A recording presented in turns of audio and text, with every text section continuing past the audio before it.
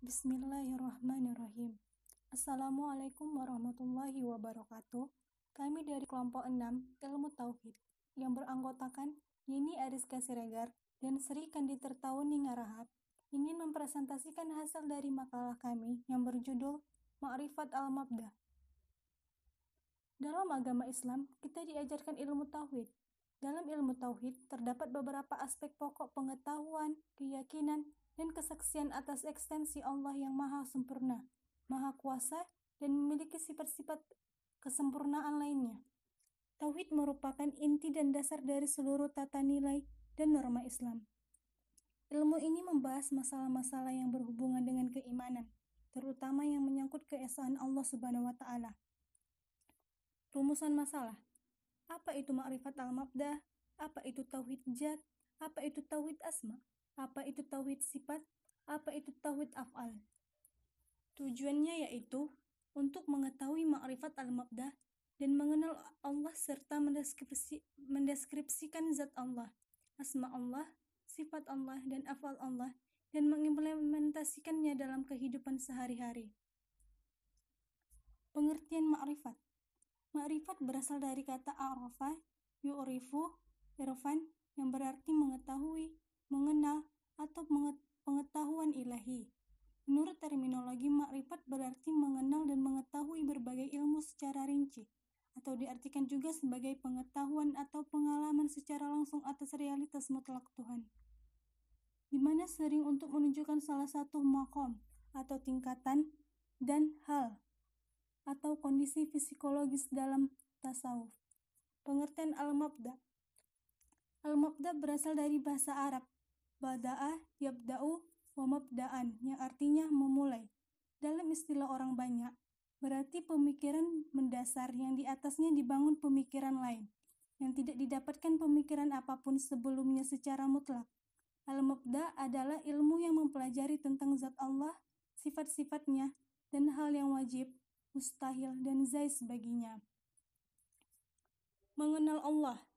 Untuk memahami ma'rifat al-mabda', kita harus meyakini bahwasanya Allah Subhanahu wa Ta'ala yang menciptakan seluruh alam semesta beserta isinya.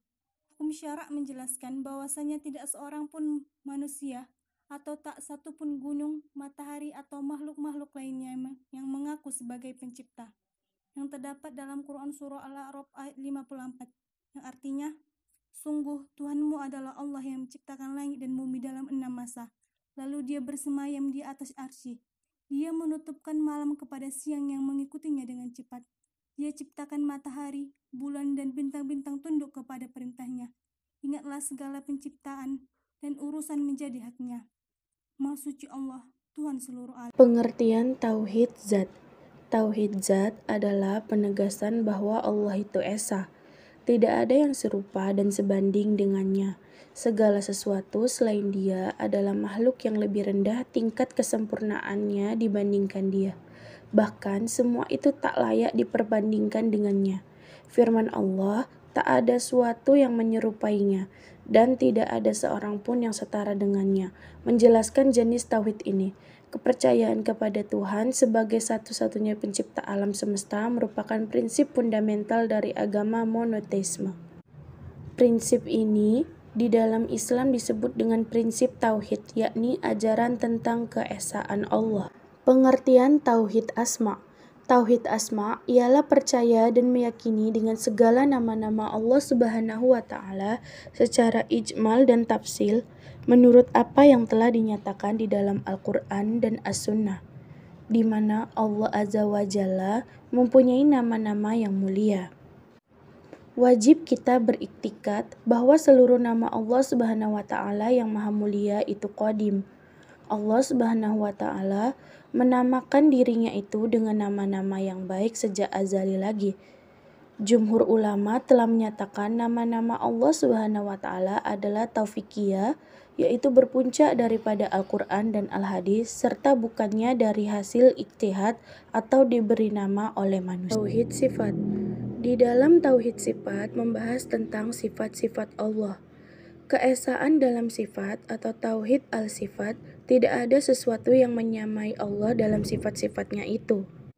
Dalam akidah Islam Ahlu Sunnah Jamaah terdapat 20 sifat yang wajib diketahui oleh seorang hamba secara terperinci.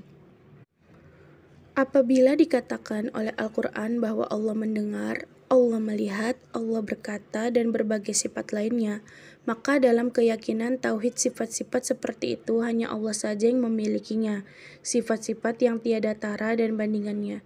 Sebab Allah tidak memerlukan alat untuk mendengar, melihat, dan berkata-kata. Allah tidak memerlukan gelombang sinar untuk melihat dan tidak memerlukan lidah untuk berkata-kata. Wujud Allah sebagai wujud yang mutlak dan absolut mempunyai sifat yang mutlak dan absolut pula. Maka sifat-sifatnya kendari pun dalam kepercayaan tauhid harus diyakini bahwa sifat-sifat tersebut berbeda dengan yang dimiliki makhluk. Penggambaran dalam kitab suci bahwa Allah mempunyai sifat yang pengertiannya sama dengan sifat makhluk haruslah dipahami bahwa dia tidak sama dengan ciptaannya di dalam. Dari materi tersebut dapat diambil kesimpulan yaitu pertama, ma'rifat al-mabda adalah mempercayai dengan penuh keyakinan tentang penciptaan alam Allah Subhanahu wa taala. Kedua, sebutan Allah itu berasal dari kata lahu yang berarti baginya yang didahului kata sandang al sehingga menjadi Allahu yang artinya hanya baginya lah atau tiada yang lain pemilik alam semesta ini beserta isinya. Ketiga, tauhid zat adalah penegasan bahwa Allah itu esa, tidak ada yang serupa dan sebanding dengannya. Segala sesuatu selain dia adalah makhluk yang lebih rendah tingkatan kesempurnaannya dibandingkan dia. Keempat, tauhid asma ialah percaya dan meyakini dengan segala nama-nama Allah Subhanahu wa taala secara ijmal dan tafsil menurut apa yang telah dinyatakan di dalam Al-Qur'an dan As-Sunnah. Kelima, penggambaran dalam kitab suci bahwa Allah mempunyai sifat yang pengertiannya sama dengan makhluk haruslah dipahami bahwa dia tidak sama dengan ciptaannya di dalam alam. Keenam, tauhid al-afal adalah percaya bahwa Allah sajalah yang berperan secara hakiki di alam raya ini atau tiada yang berperan di alam wujud kecuali Allah. Sekian dari video presentasi kami.